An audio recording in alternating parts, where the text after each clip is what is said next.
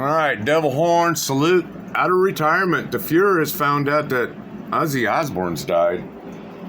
Hey, this is almost like Elvis dying. I can remember when Elvis died back in the day. My mom was all upset, crying. We went to a 7-Eleven in town. She had to get the latest newspaper articles. I mean, this was a big deal back in the day when Elvis died. Now, all these years later, a famous drug addict, alcoholic drug addict, entertainer, let's be fucking real now, let's not sugarcoat things, has just passed away.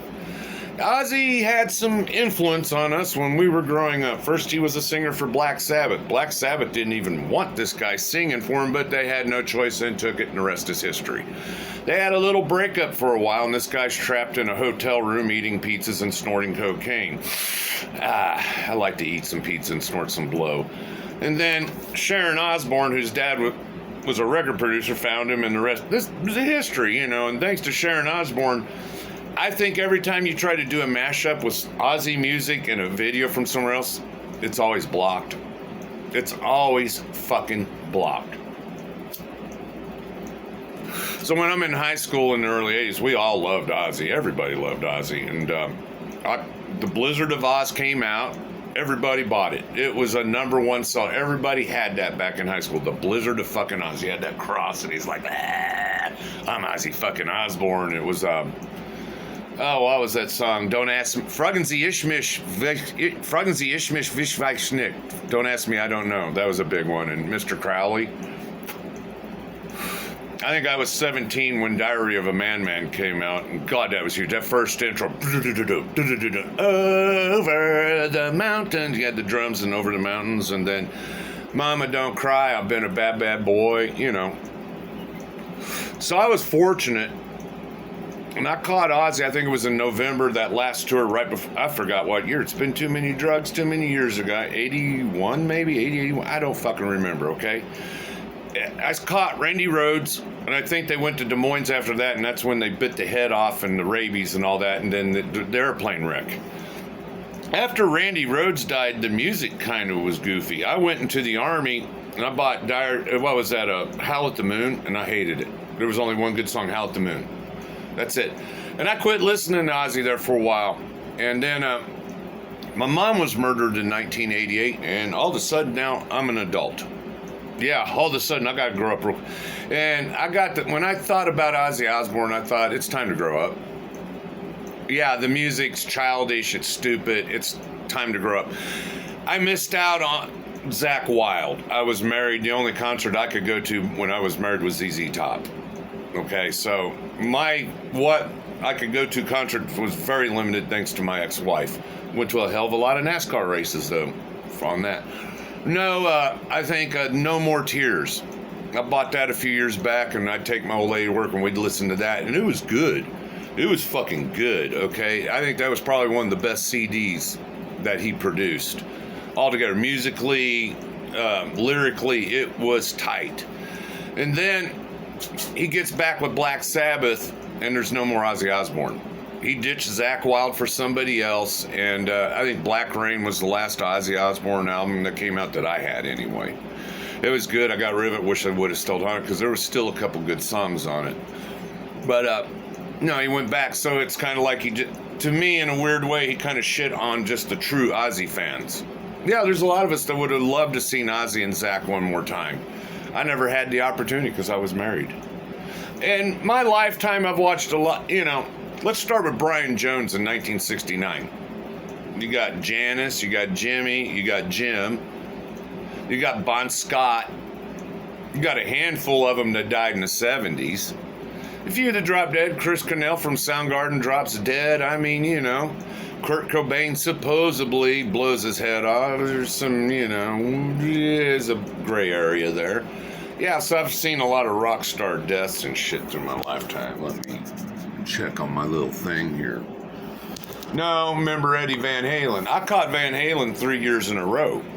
You used to be able to camp out behind the record store at night at one time, wait in a line, and in the morning they'd open up and you get your tickets. And you'd have right there at the wall, right there. Back in my day, we would crash the stage. We weren't mosh pitting yet. Mosh pitting was after me. First concert I caught after I got out of the Army was Deep Purple. and that was in January of 1985. How, like, I was out of the Army 2 weeks and was on the floor to Deep Purple. Right before my mom died, I saw Rat. It was Poison was the opener, and Joan Jett, and Joan Jett was the better of the three bands. Me and Joe, we caught Alice Cooper a week before, dropped Purple Barrel Acid, and caught Megadeth, the first Megadeth band with Gar and Chris Poland. Dropped Acid, and that was one of the best shows, not a concert, shows I'd ever fucking seen in my life. No, the last thing I did was last July. It was July 2019. Me and the old lady went down to Marilyn Manson and Rob Zombie, and we really liked Rob Zombie. I filmed it. I had it on my first YouTube channel, which got pulled, so all my video coverage is gone now. Just a couple pictures, and that's that. Any more old bands playing $100 tickets, $50 shirts? Fuck you, eat a bag of dicks. I think the highest, I think $12 was the most I ever paid for a ticket, maybe $5, $10 for a shirt. No, the Rolling Stones back, I think it was in 81, 82, when I was a junior in high school, they had $20 tickets. I had a chance to see the Stones for $20, but I didn't take it, because back then they had a reputation to where it's not a safe place to be by your fucking self.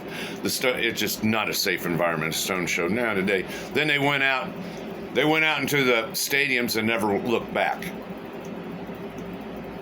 Back in my day, that was still real music. It wasn't this overdub shit. They weren't recording shit and faking playing. It was real as real could fucking get. And now today, you know, when you sit here and you think about everything you've done, and you got these 20-somethings now that don't know shit. That's funny. Ask somebody about 20 years old, do you know what an Alice Cooper is? They have no fucking clue. Have you ever heard of a Marilyn Manson? Where the fuck have you been? What have you been listening to? They're so narrow-minded on their field of knowledge. I remember asking my kids, my wife's son one time goes, hey, how come you don't know about it? Well, why would I want to learn that? Like, why wouldn't you want to learn about it? Even things I don't do, I still want to learn. So no, just Ozzy Osbourne, he was a party animal. He was an entertainer. Let's be for fucking real. He made a lot of money off of me, laid a lot of money off of you. We wore his shirts. We named dogs after Ozzy. That's right, we even named a dog after Ozzy. He slipped up after Randy Rhoads died. He got his shit together with Zakk Wylde. Great, you know, he's got a good guitar player named Zach. All right, cool, horn salute. Went back to Black Sabbath and kind of shit on his fans a little bit. But, you know, all due respect, Ozzy was an influencer before influencer was a word and before the internet. Ozzy was before MTV, and MTV helped put him on top. Yeah, he was a little out there. Well, yeah, craziness sells. Biting heads off of bats, snorting lines of ants, drinking, snorting coke, partying. I mean, what? That was the lifestyle back then. So, horn salute, Ozzy. I don't know if you're going to heaven. I'm sure if there's a hell for you, bro, because you're the Prince of Darkness. You've endorsed the devil and darkness all these years. You're probably going to see it. I don't know. I'm not God. I don't pass judgment. Either way, hit the like and subscribe. I'm just being real. I'm being real. This is an entertainer. And everybody splashed this all over like it's news, like this guy's died. Well, he'd been dying for years. I've been dying for years. Nobody gives a fuck. You know what? I just lost Bam Bam, my cat. He was a 2-year-old cat. He just died 2 days ago. Ain't nobody give a fuck but me. Yeah, it hurts like hell. So when my lady says Ozzy's dead, and like, so fucking what? He got a ton of money off of me. Sorry he died. He'd been sick for years. I mean, he's just an entertainer. In the end, nobody cares. And like I said, I was fortunate enough to see him with Randy Rhoads. I was fortunate to catch that one of those last concerts. So, horn salute, out of here, just paying respects. Ozzy is gone.